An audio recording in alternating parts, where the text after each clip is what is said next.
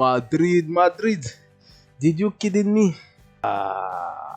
C'était comme si je savais dès que Kylian Mbappé a marqué très tôt dans ce match, je me suis dit non, ce Barça là, faut pas les marquer aussi vite. Il faut attendre.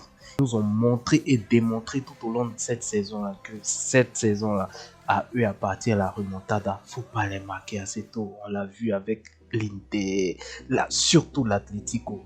Le match de fou qu'il y a eu avec l'Atlético.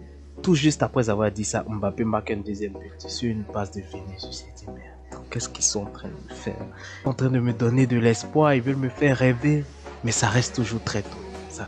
Moi, j'ai toujours coutume de dire 2-0, c'est un faux score.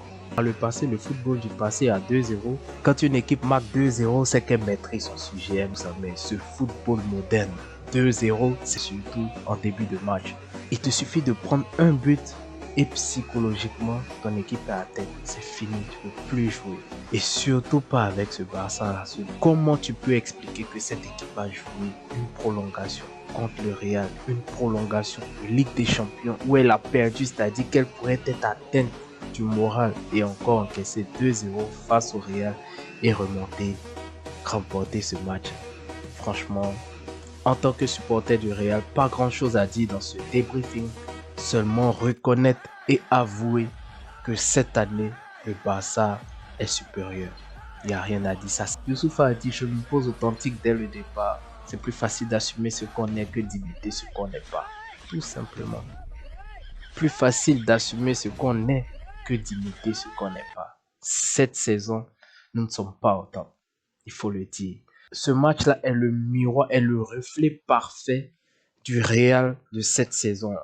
C'est-à-dire Vinicius pas en forme, Bellingham pas trop en forme. Beaucoup d'erreurs défensives ce Real-là ne fait que prendre des buts. Lucas Vazquez, waouh! Aujourd'hui, tu as joué contre nous le vieux. Enfin, j'avais hâte que l'arbitre siffle la fin du match parce que je ne savais même pas comment le Real pouvait se sortir de ce match. Il n'y avait qu'une seule équipe sur le terrain. Le Real essayait de profiter de la vitesse de Kylian Mbappé, de jouer sur la faiblesse des hors-jeux. Comme Itachi Uchiwa l'a dit, toute technique a une faille. Et cette tactique, cette stratégie de défense haute du Barça a une faille. On ne pouvait que miser sur celle-là grâce à la pointe de vitesse de Kylian Mbappé et de Vinicius. Mais cela n'a pas suffi. Cela ne pouvait pas suffire. Ça nous donne de l'espoir, espérant que nos dirigeants et le prochain sélectionneur va tirer des leçons. On se dit à la saison prochaine avec de meilleures intentions. C'était Stani, portez-vous bien, on se dit à très bientôt. Ciao, ciao.